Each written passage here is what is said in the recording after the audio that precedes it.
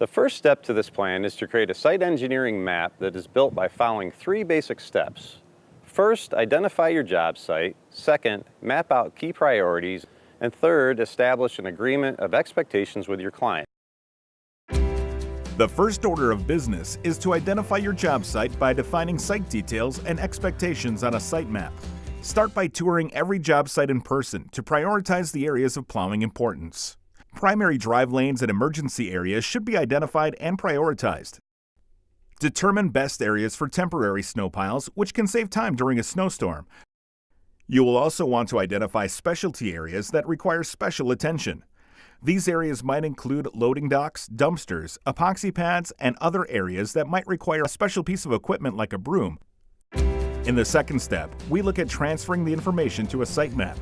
This will include mapping key priorities, including boundaries, priority areas, plowing patterns, obstacles, and additional logistics to consider on the job site.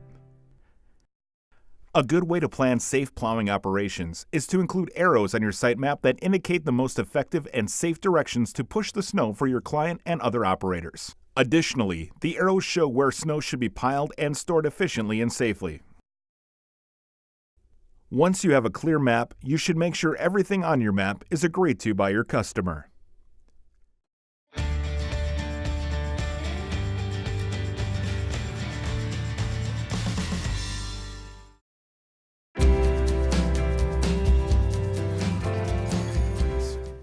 Being a winter management professional includes being aware of your company's policies and how they affect your customers.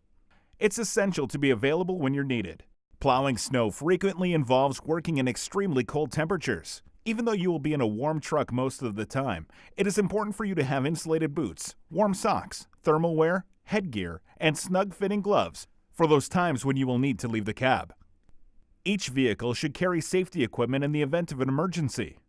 A typical safety package will include a fire extinguisher, small toolkit, tow strap, flashlight with fresh batteries, ice scraper, spare fuses, lock de-icer, flares, first aid kit, highway cones, extra washer fluid, heavy-duty jumper cables, a long-handle flat-edge shovel, and sand or salt. Carrying spare snowplow parts will allow you to make minor repairs on the job that will minimize downtime. Your spare parts kit should include extra plow pins and cotter pins, spare windshield wipers, hydraulic fluid, hydraulic hoses, and a solenoid. You should also carry an extra belt for a direct hydraulic system. Most snowplow manufacturers offer kits which include many of these items.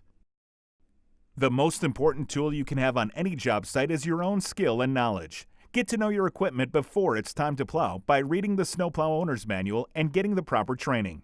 To recap the basics of being prepared, make sure you are available, rested, and alert for plowing. You're dressed properly for the weather. You have all your safety equipment and spare parts, and you're completely familiar with the operation of your equipment. Before you head out to plow, some basic pre-start checks will help ensure safe, efficient operation. Check all fluid levels, including the engine oil, brake fluid, transmission fluid, battery, radiator coolant, and windshield washer, and add fluids as necessary. Some companies do complete inspections between storms. If this is the case where you work, a visual inspection of the truck and plow is still necessary. As the driver, you are personally responsible for the truck you are driving. Whether transporting or plowing, wear your seatbelt at all times. Make sure everything in your truck is secure. Be careful. Sometimes, even when roads are easily passable, unplowed driveways and parking lots can still be slippery. Also, remember that roads that look wet can be icy in spots, particularly when temperatures are dropping. When plowing a school parking lot, driveway, or any lot near a residential area, be sure to check large deposits of snow for children using them as snow forts.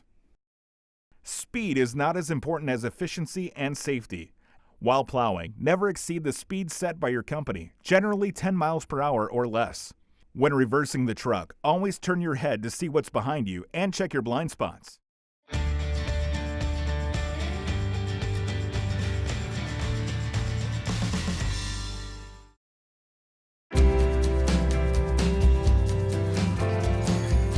No matter what the situation, all decisions you make and actions you take should address these 3 issues. First is safety. Safety for people, equipment, and property. There is never a good reason to sacrifice safety. Second is quality, doing the best possible job to meet each customer's expectations. And third is efficiency, producing the work efficiently without sacrificing safety and quality. How you approach each job will differ based on the requirements of the property and the type and amount of snow you will be plowing.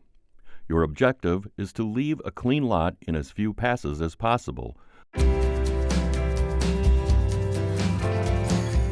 While all driveways aren't alike, here are some general rules for plowing some typical driveways. First, be sure you have a clear understanding of where your customer wants the snow pushed. Some homeowners will ask you to leave a strip of unplowed snow on each side of the driveway to prevent lawn damage.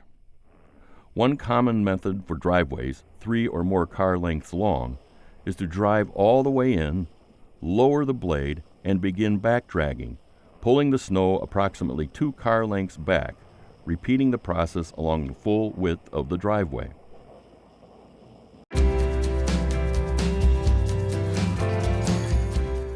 While plowing across the road is generally illegal, in some remote rural areas, plowing across the road is still permitted. If this is the case where you work, a common procedure would be as follows. After backblading 2 car lengths, back in and begin pushing your snow pile down the driveway and continue all the way across the road, working in a series of passes from one side of the driveway to the other.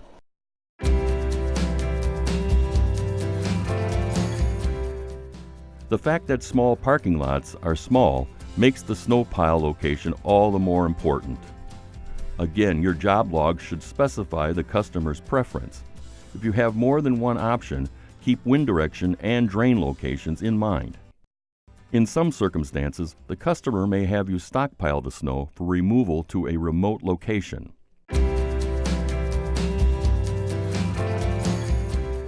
In high traffic lots, such as retail areas, it is important to plow during low traffic hours or before opening whenever conditions permit.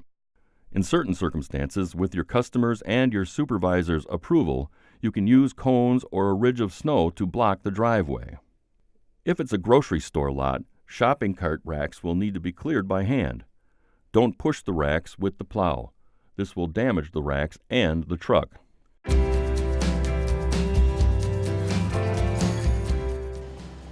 Now let's assume you're clearing snow as the store or business readies to open and traffic will soon arrive.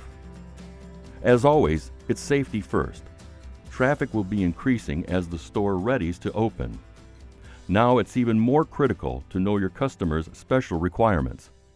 If you're not completely familiar with what's expected, refer to your contract, which should contain information about delivery times, when employees arrive, and where employees park.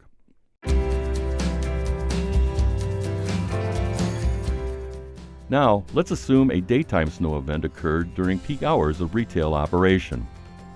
As always, it's safety first.